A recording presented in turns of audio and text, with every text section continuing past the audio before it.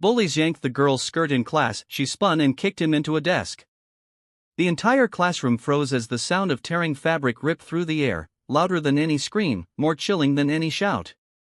A cruel hand had yanked the back of her skirt in front of 30 laughing students, exposing her to shame, ridicule, and something even darker, humiliation that was never supposed to happen in a place meant to be safe. But what none of them expected was what happened next. Her eyes, usually soft and hidden behind her long, quiet lashes, sharpened like a storm. With the fluid strength of a born fighter, she spun. And with one precise, powerful motion, her leg arched through the air, and the boy who had humiliated her crashed backwards into a desk, stunned, clutching his chest, the laughter silenced by the sheer force of her fury and strength. Before we take you further into this deeply emotional and powerful journey, please take a moment to like, comment, share, and subscribe to Storystorm if you believe in kindness, second chances, and standing up for what's right even when the world watches silently. Your support helps these stories reach hearts that need healing and voices that need courage. She was new.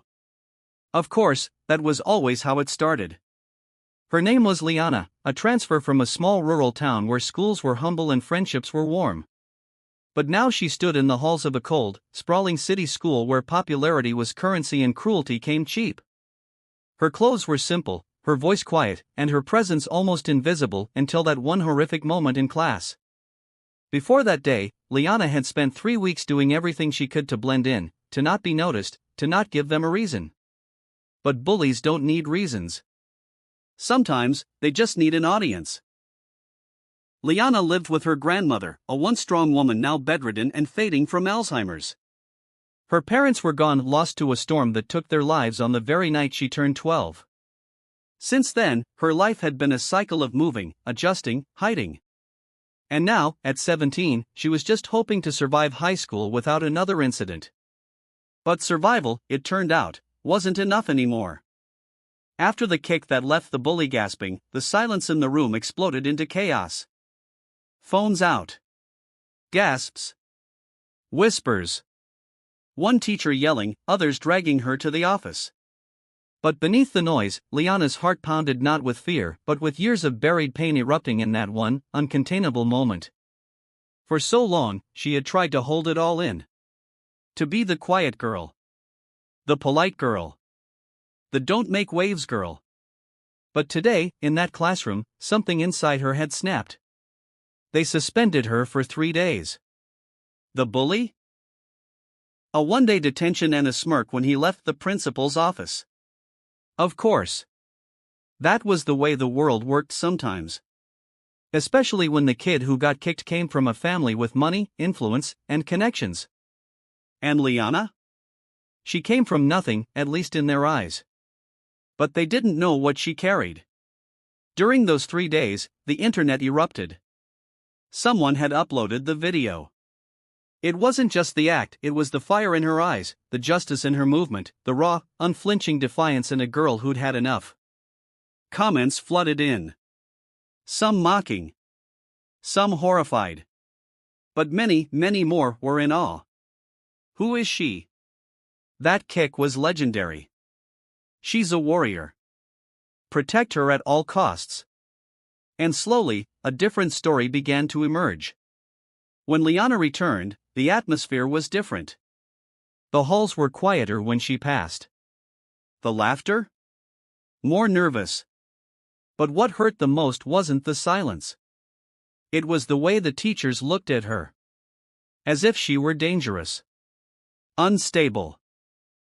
One labeled email from a guidance counselor read, "Watch for potential aggression."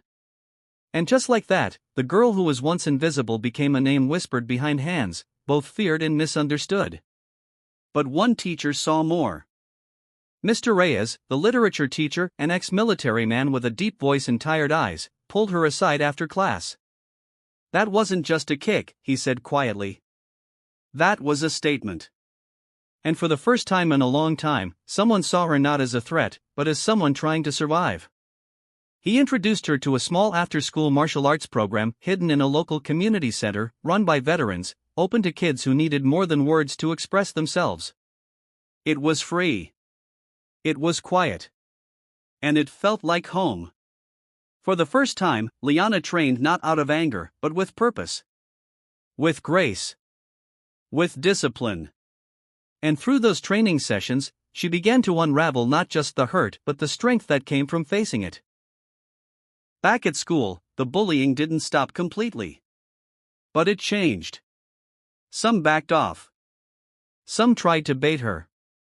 But she learned restraint. Not silence, but strength. The difference was everything. She started tutoring younger girls who were bullied too. Helping them learn to stand taller. Teaching them small techniques to stay safe. Building a quiet network of strength in the shadows of a system that so often looked the other way. And then came the day when everything turned again. A new girl, smaller, more fragile, joined mid-semester. Same story. Poor clothes. Quiet voice. Fresh target. And one afternoon, in the same classroom, with the same group of boys, it almost happened again. They cornered the girl. One of them reached for her backpack, another taunted her weight. The third, the same one who'd once yanked Liana's skirt, reached forward to grab the girl's scarf. But this time, Liana was there. She stood up, calm, centered, and in control. Not angry, but focused. She walked to the front of the class, placed her hand on the boy's wrist, and in one fluid, controlled move, twisted it gently, just enough for him to back off in shock. "We're done with this," she said softly. And the silence that followed wasn't fear, it was respect. That moment went viral too. But this time, it wasn't about violence. It was about power. About the quiet force of someone who had once been broken and rebuilt herself. The school was forced to re-evaluate their policies. Anti-bullying programs were revisited. Teachers were retrained. And Liana? She was invited to speak. Not about kicking. But about healing. Her grandmother passed a year later. Peacefully. Proudly. Knowing her granddaughter had become something more than strong, she'd become unbreakable. By senior year, Liana had been accepted into 3 colleges, including one with a full scholarship for social work and martial arts therapy. She planned to create a foundation one day. For girls who had been silenced too long. For kids who fought their wars with no audience. For those who needed someone to believe in their right to fight back, not with fists, but with fire. If this story touched your heart, if you believe in the power of rising after being broken, please like, comment, share, and subscribe to Storystorm. Your support helps these real and emotional stories reach others who might need them more than we'll ever know. Comment below, have you ever witnessed or experienced a moment where someone stood up, not just for themselves, but for others too? We'd love to hear your stories. Thank you for watching.